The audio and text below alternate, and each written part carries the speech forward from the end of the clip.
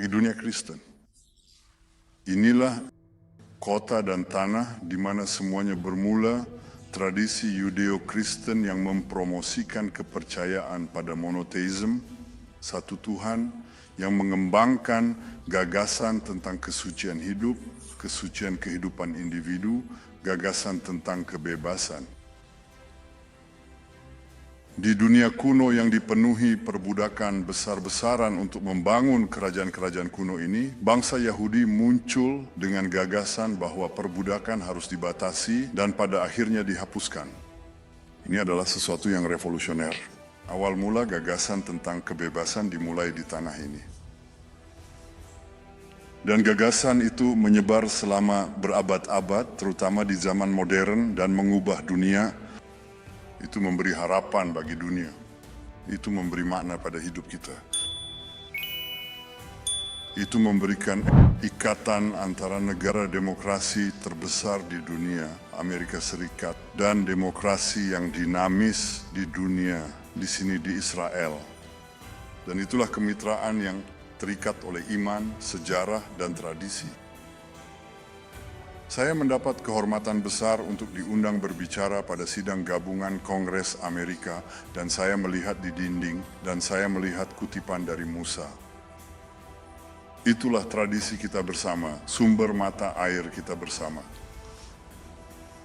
Kami tenggelam dalam Alkitab. Kami hidup sesuai Alkitab. Kita mempunyai masa depan karena kita mempunyai masa lalu dan masa lalu itu dialami oleh jutaan, ratusan juta orang di seluruh dunia. Dan saya ingin mengucapkan terima kasih atas nama rakyat Israel dan bangsa Yahudi atas persahabatan yang abadi itu yang menjadi penopang utama kemampuan kita saat ini dan di masa depan untuk hidup di dunia yang bebas, makmur, dan damai. Namun ikatan itu sedang diuji hari ini. Ikatan itu sedang diuji hari ini oleh fundamentalisme fanatik, fundamentalisme Islamis yang berupaya menundukkan semua Muslim yang mereka anggap sebagai kafir serta menghapuskan kehadiran Amerika dan tentunya Israel di Timur Tengah. Dia memang menyebut Amerika sebagai setan besar. Israel mungkin adalah setan kecil, tapi itu adalah setan kecil yang berdiri di jalan mereka.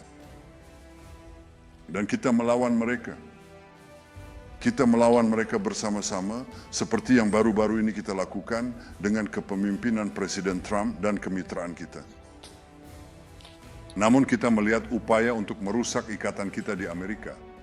Sekarang Israel digambarkan sebagai musuh orang Kristen. Dan musuh orang Kristen digambarkan sebagai teman Amerika Serikat.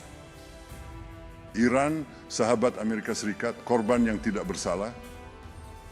Ikhwanul Muslimin yang meneriakkan matilah Amerika bersama Iran, sahabat Amerika. Hamas, monster-monster ini.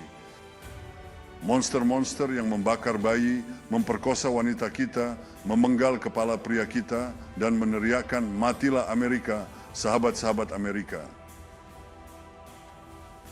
Israel memiliki masyarakat Kristen yang berkembang pesat, satu-satunya masyarakat Kristen yang berkembang pesat di radius Timur Tengah yang sangat luas, di mana umat Kristen tidak ditoleransi tetapi disayangi. Anda dapat menyalakan pohon Natal di Nazaret. Namun di Bethlehem, tempat kelahiran Yesus, ketika Israel pergi dan otoritas Palestina masuk, mayoritas Kristen menyusut dari 80% menjadi di bawah 20% karena tidak ada lagi Israel yang melindungi mereka. Kami menghargai teman-teman Kristen kami. Kami melindungi tempat-tempat suci umat Kristen. Bukan hanya gereja makam suci tetapi di Galilea. Bukan hanya di Nazaret tetapi juga di Galilea, di Kapernaum, tempat Yesus berkhotbah selama 3 tahun. Kami menjaga dan menghargai tempat-tempat itu. Jadi Israel, penjaga agama Kristen di Timur Tengah, justru ditampilkan di televisi Amerika oleh para influencer yang dibayar.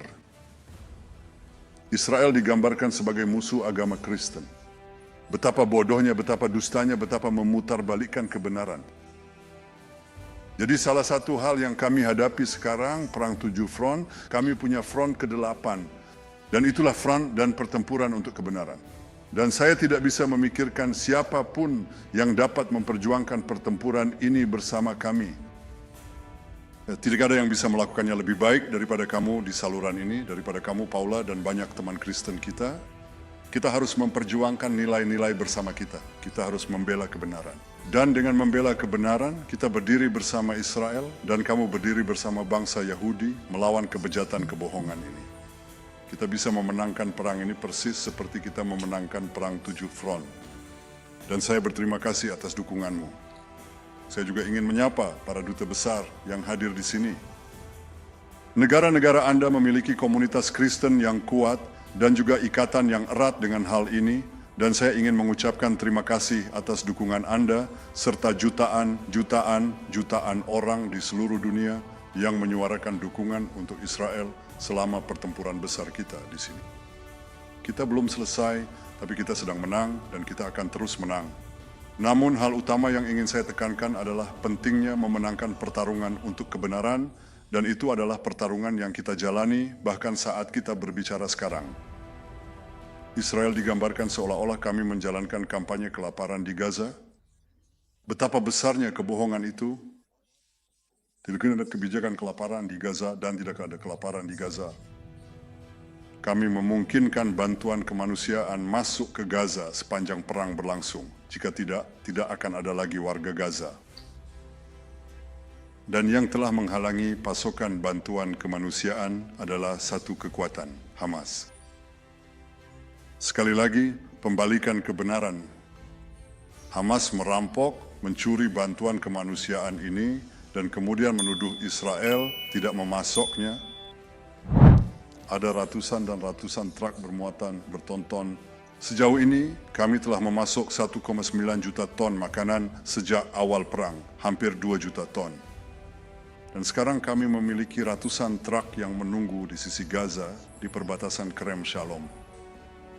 Organisasi internasional beberapa di antaranya sangat berniat baik dan juga PBB, makanan yang mereka beli, dan kami katakan silakan kirimkan.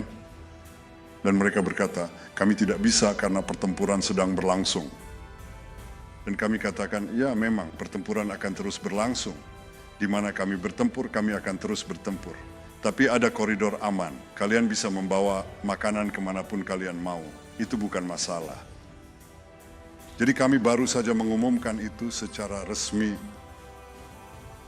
Ini adalah koridor yang aman dan Perserikatan Bangsa-Bangsa sudah tidak punya alasan lagi. Tidak ada alasan lagi. Berhentilah berbohong. Berhentilah mencari-cari alasan. Lakukan apa yang harus Anda lakukan dan berhenti menuduh Israel secara sengaja dengan kebohongan yang keterlaluan ini. Yang ada kelaparan di Gaza, tidak ada kebijakan kelaparan di Gaza.